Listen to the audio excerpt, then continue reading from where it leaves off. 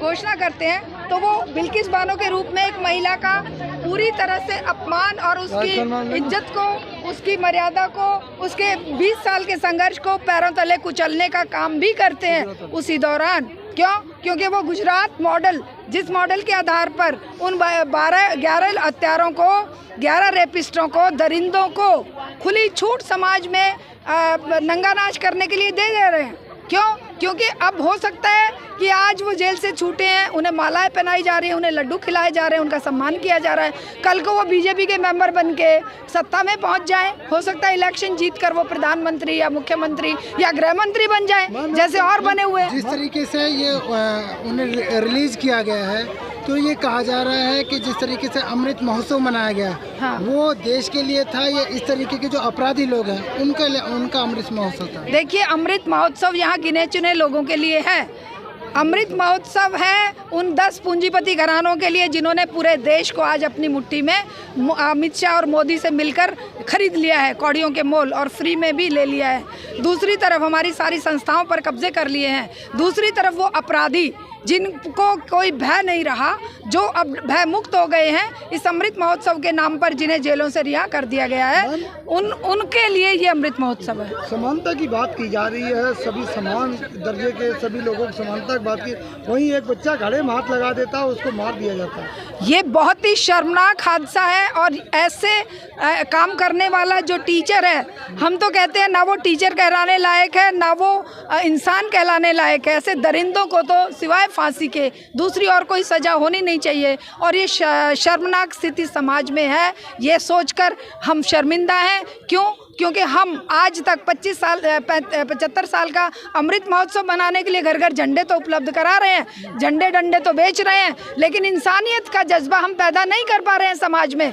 किस अमृत महोत्सव की बात ये लोग कर रहे हैं? ऐसा अमृत महोत्सव, जिस अमृत महोत्सव के दौरान एक 9 साल का बच्चा अपनी जान से हाथ धो बैठता है, ऐसा अमृत महोत्सव जहाँ बिल्किस बानो के रेपिस्ट और अपराधी, जिसकी 3 साल की बेटी को उसके आंखों के सामने पत्थर पर पटक पटक कर मार दिया जाता है, घर के 8 मेंबर्स को उसके सामने हत्या कर दी जाती है, ऐसे अमृत महोत्सव के टाइम पर हो रहा है।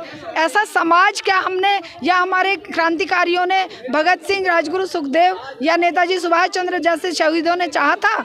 ऐसे समाज और ऐसे राष्ट्र के लिए हम शर्मिंदा हैं कि ये अमृत महोत्सव के नाम पर जो ड्रामा किया जा रहा है, जो मीडिया में बवंडर खड़ा किया जा रहा है, वो शायद वास्तविक समस्याओं से ध्यान हटाने के लिए दलितों और मुस्लिमों पर या और दूसरे समाज के कमज़ोर वर्गों पर जो आक्रमण हो रहे हैं, हत्याएं हो रही हैं, महिलाओं पर अत्याचार हो रहे हैं, महंगाई बढ़ाई जा रही है, जिस तरीके से बेचा जा रहा है शिक्षा चिकित्सा को, बनाने की बात की जा रही, वहीं दूसरी तरफ भेदभाव देखा जा रहा है। हिंदू राष्ट्र इनका सपना हिंदू राष्ट्र का ये है कि 1% लोग सत्ता में काबिज होंगे, 99% लोग इनकी प्रजा बनकर इनकी गुलामी करेंगे, इनके पैर पूजेंगे और वो कहेंगे ये हमारे माई बाप है, इनका दिया हम खा रहे हैं। एक महिला से मैं सुन रही थी जो बीजेपी की कट्टर भगत है कि मोदी है तो हम सांस ले पा रहे हैं। मैंने कहा बिल्कुल सच बात है। बोली मोदी नहीं होता तो ये सारे कोरोना से मर गए होते। मैंने कहा क्या बात है, वो जो भगवान का अवतार है, वो जो लाशें गंगा में बह रही थी या जो वो वहाँ पर लोग मर रहे थे, वो तो मोदी ने बचाए नहीं, और जो बच गए उनके लिए मोदी कह रहा मैंने बचा दिए। तो मोदी ने तो मारने में कसर नहीं छोड़ी थी, लेकिन अंधभक्तों को वो दिखाई नहीं दे रहा है। अंधभक्तों को ये भी नहीं दिख रहा है कि हिंदू राष्ट्र का मतलब इनका क्या है।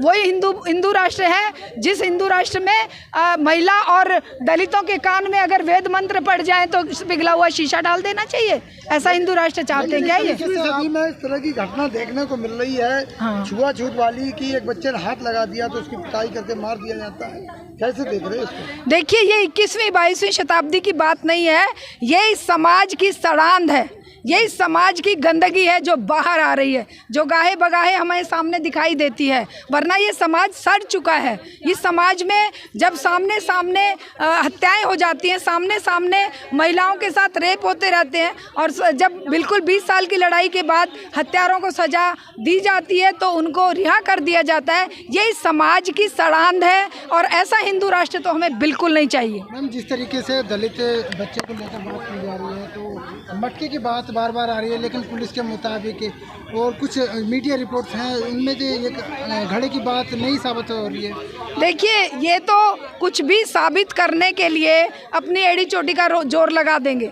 ये कहेंगे कि नहीं, वो हाथ लगाने की बात नहीं थी, लेकिन जो सच है वो बहुत तीव्रता से आता है और वो सच बाहर आ चुका है। अब ये कितने ही दावे करें, कितने ही ये कोशिशें करें उस सच को दबाने की, छुपाने की, वो छुपने वाली बात नहीं है। लेकिन ज़्यादातर जो बात आ रही है वो बच्चों में मारपीट को लेकर आती है, जिसको लेकर शिक्षक ने उनके साथ आप जानते हैं क्यों ये दबाया जा रहा है? क्योंकि वो बच्चा जिस स्कूल में पढ़ रहा था और जहाँ का वो शिक्षक है वो कांग्रेस का, आरएसएस का स्कूल है। वो जो आरएसएस का स्कूल है उसमें आरएसएस के भगत ही टीचर भी होते हैं। आरएसएस के भगत को बचाने के लिए वो सारे हथकंडे अपनाएंगे और कांग्रेस भी उसको बचाने के लिए, अपनी साख बचाने के लिए, अपनी स्टेट की नाकामी बचाने के लिए वो तरह तरह के हथकंडे अपनाएगी। तो आप ये कह रहे हैं कि कांग्रेस भी आरएसएस का सपोर्ट करेगी? बिल्कुल करेगी। आप क्या समझ रहे हैं?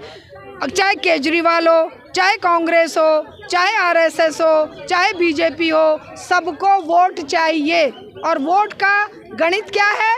वोट का गणित है consolidation of upper caste Hindus.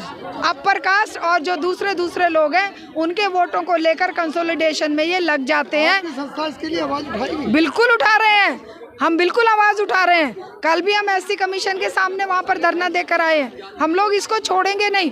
ये मुद्दे हमारे लिए जीवन मरण का प्रश्न है, ये हमारी अस्मिता का प्रश्न है। क्योंकि हमारे बच्चे अगर सुरक्षित रहेंगे तो हम किस समाज में जिंदा रह रहे हैं? कैसा समाज है ये? कहा जा रहा है कि दूसरे जो बच्चे हैं वो भी कल को स्कूल जाने से डरेंगे। बिल्कुल डरेंगे, बिल्कुल डरेंगे। क्या वो ये चाहते ही ऐसा है कि भाई दलितों के बच्चे, गरीबों के बच्चे स्कूलों से दूर रहें, बेटियां स्कूलों से दूर रहें, महिलाएं स्कूलों से दूर रहें? इनका पर्पज़ ही ये है जिससे कि ये उसे प्रजा बनाकर मनमाने तरीके से उन पर राज करें, उनका शोषण करें।